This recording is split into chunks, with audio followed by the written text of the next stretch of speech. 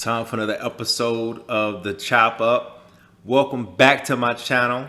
I had to redo it, had to change a few things, but I think it's going to be more in depth and more involved as we talk about some pressing issues affecting our community. And to be honest with you, you could even say that it's the worldwide community, but specifically, it's predominant in America. It's systemic, and that's the problem of racism. And it's a problem of justice and almost the dual justice system that we see at play every day throughout the country. Just yesterday, I heard that the cop that was involved in the George Floyd case was convicted. And while I feel like that's a good thing, I don't think that we should lose sight about what's really important in this case. You see, to me, I mean, just from my perspective, that was one case. That was one case in a sea of cases where cops were not found guilty. Now, we can minimize this by saying that this is a problem only affecting the black community. That's a true statement. But you can have two true statements and not be telling a false, not be telling a lie, not discredit one half. You can tell both halves and still be valid. And to be real with you, cops kill every color, every perceived color. Because I'm gonna be real with y'all. We can subdivide ourselves, but at the end of the day, this is affecting all Americans. It's just not affecting one group. Everybody gets killed by police officers, whether it's wrongful or whether it's called for. Everybody's getting shot. Yes, that affects one group more than the other, but across the board, it's a problem that's systemic with policing in the West, period. And there has to be other ways to de-escalate situations before it gets to the point where somebody doesn't walk away, doesn't get to go home to see their loved ones. So today I want to talk about what does that mean moving forward if there's no justice in the legal system? Well, my mom's mom, so my grandmother, they used to do the sit-ins. They used to march. They used to protest. That was that time period. Well, 2 generations later, we're still doing the same thing, and cops are still killing us. The system is still showing you that there's two different systems. There's a system that we believe is the American system with liberty and justice for all. And then there's the reality that unless you come from money or unless you have the right quote unquote complexion for protection, then your rights as a human being seem to be cast aside. So I think you have to press the issue legislatively. And I think that needs to be on the forefront. I don't feel like you should continue to ask for civil rights. I don't feel like you should continue to ask for justice. I think at this point you have to demand those things. There's a time for talk, and there's a time to be, I don't want to talk anymore. I want what I want, and I expect to get it. Now, you can expect all day and not receive shit, so I think what it really comes down to is that you have to put yourself in certain positions. You have to, if you want to affect how the judicial system deals out punishment and holds up the values of equality for all Americans, I think you got to put more of a mixed or diverse group of individuals in positions of power to make sure that every community's voices are being heard, not just one demographic, but everybody has a say and everybody has a diverse experience in America. So I think all those different groups need to be on accord when it comes to the American justice system. When it comes to police brutality, I think more African Americans need to become police officers.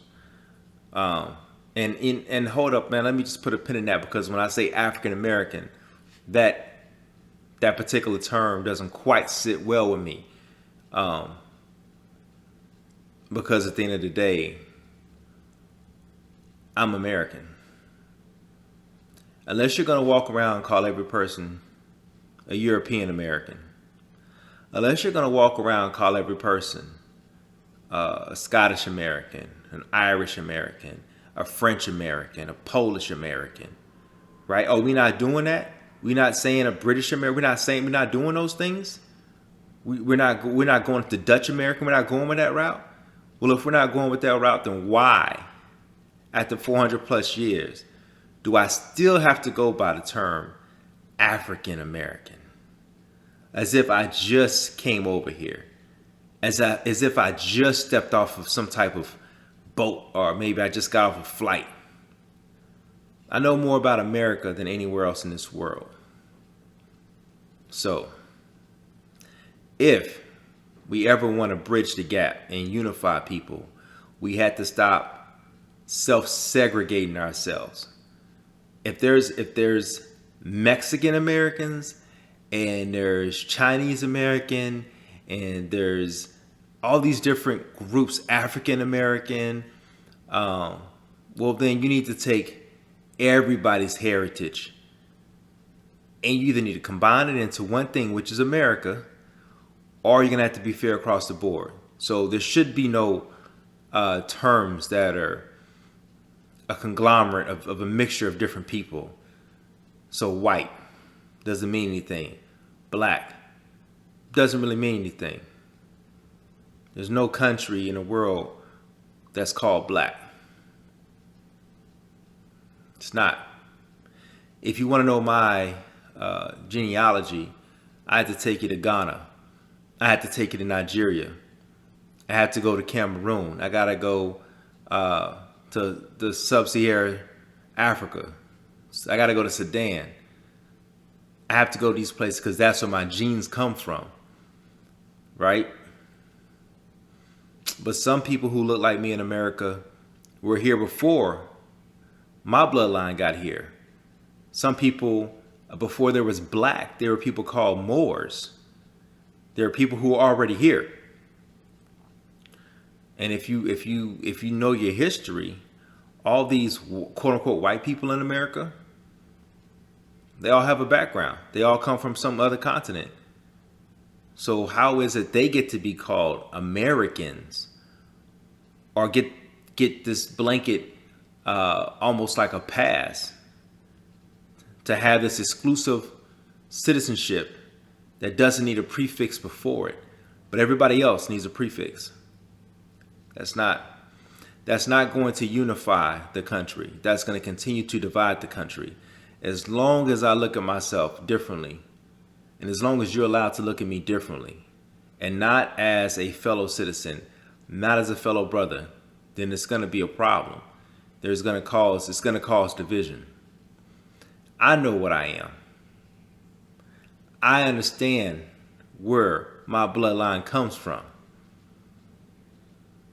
But that's just where it needs to stop.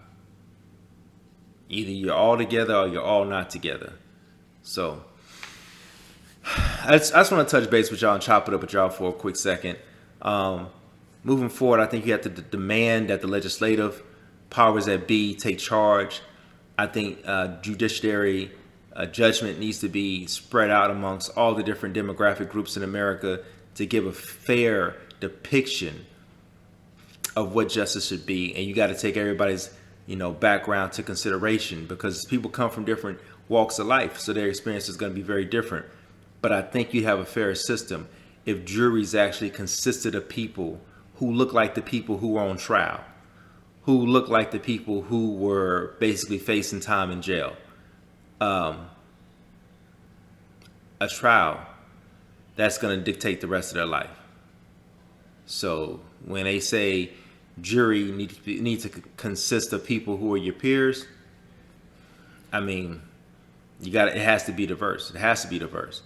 But I think moving forward, man, we're not going to sit here and continue to beg and ask for justice. No. First, you need to make sure that you have your money right. You need to own a business. I try to get some type of side hustle where you can amass some money. Then you want to make sure you have some type of legal representation. You want to be able to influence the people who write the laws. So you have to form up. You have to be one voice almost moving forward. You have to know how to use your voice for the power of the people. So they call them lobbyists. Lobbyists will go and they will talk to people who have the ability to sway left or right, depending on what vote they throw in for certain legislative actions that will affect your life. But first, we got to have money. So save your money, invest, maybe own a business. But you got to be able to have a financial backing behind any direction we go. So those two things. Stop asking, get your money up, be able to sway people's votes, be able to talk to lobbyists, get them on your side, start changing the laws. Put yourself in positions to change things. It's one thing to complain about everything, but what are you gonna do to change it? You gotta get up and change it. It's gonna have to come from you. The change you seek in the world is not coming from anywhere else. It's coming from you. You gotta be the change. So that's just my 2 cents on it. That's a chop up. I'm out.